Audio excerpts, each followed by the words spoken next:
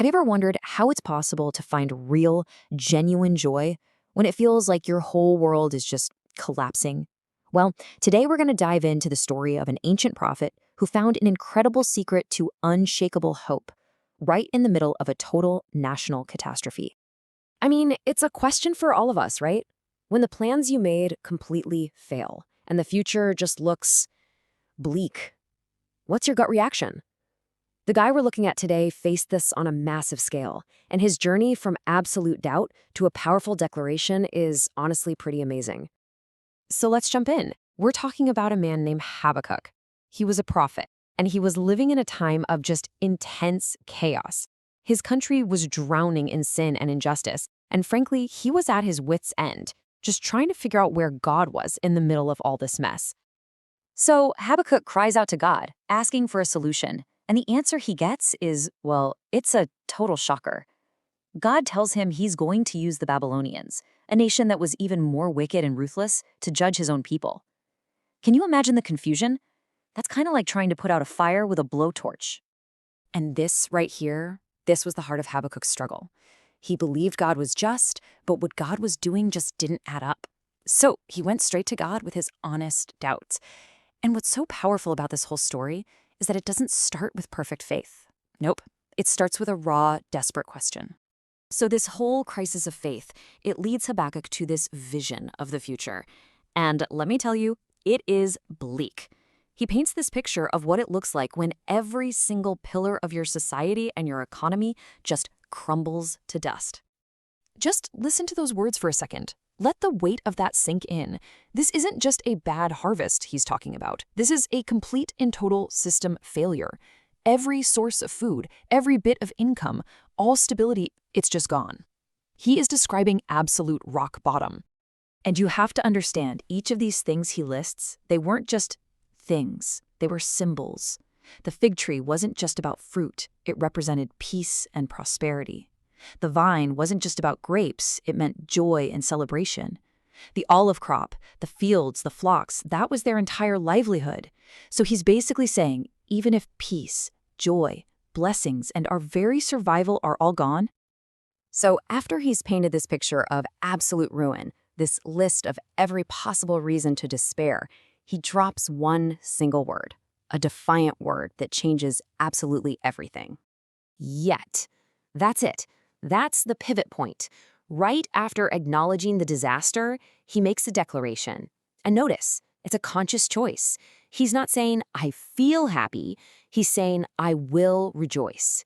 He's deliberately shifting his focus from the devastation all around him to the God who is above him. We can call this a yet faith. And it's a faith that's grown up. It's not some kind of transactional faith that says, hey God, I'll praise you if you give me everything I want. No, this is a mature faith that says, I'm going to praise you even if I lose everything. So you see, this kind of joy is a decision. It's not just an emotion. And this really shows you the two ways to think about joy. Most of us, let's be honest, we live our lives chasing circumstantial joy. It only shows up when things are going great, which means it's fragile, right? It comes and goes. But Habakkuk, he discovered foundational joy. This kind of joy is rooted in who God is, not in what's happening. And because of that, it's constant. It's unshakable. So the big question is, how on earth did he make that leap from total despair to this defiant joy? Well, he changed the very foundation of his happiness. He basically moved the source of his joy from created things to the Creator himself.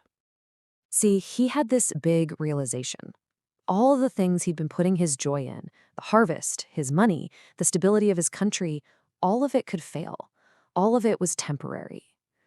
So he made a conscious shift to put his joy in the one thing that never ever changes, the character and the salvation of God.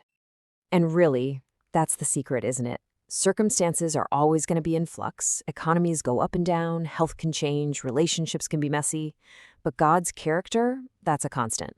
So when your joy is rooted in Him, it's secure, no matter what storm is raging around you. But here's where it gets even cooler. This choice to rejoice in God doesn't just help you survive the hard times. It actually becomes the very thing that lifts you above it all. It unleashes a totally new kind of strength. Look at what happens next. The Lord himself becomes his strength. And check out this incredible picture he paints. God makes his feet like the feet of a deer, able to climb and stand confidently on treacherous high places. So God doesn't take away the difficult terrain, he gives him the ability to walk above it. So you can see the path here, right? It's a pretty clear process. It all starts with a choice. You choose to rejoice in God no matter what. That single act of faith unlocks God's strength inside you. And it's that strength that then lifts you up, to walk on higher ground, above the very circumstances that were threatening to crush you. Okay, so this is a great story from thousands of years ago, but what does it have to do with us right now? Well, the lesson from Habakkuk is profoundly relevant for every single one of us today. I mean, we might not be looking out for the Babylonian army, but we face our own crises, don't we? Financial stress, health scares, relationships that fall apart, prayers that seem to hit the ceiling. Habakkuk's ruins can feel a whole lot like our own, so his secret to finding joy has to become our secret too. And you know, this wasn't just a one-off idea that Habakkuk had. Centuries later, the Apostle Paul taught the exact same thing. And where did he write these famous words? Not from a beach resort, from a dark, grim prison cell. He got it. He understood that joy was a choice rooted in God, and it had absolutely nothing to do with his terrible surroundings. So if there's one thing to take away from all this, let it be this. True, lasting, unshakable joy is not a product of our environment, it's a product of our focus. It's what we find when we stop staring at the failing fig trees in our own lives and start looking at the faithful God who holds our lives in his hands. And that leaves us with a pretty important question to ask ourselves. When you really look at your own life, what is the true foundation of your joy? Is it built on the shifting sand of your circumstances, or is it built on the solid rock of a God who never ever changes?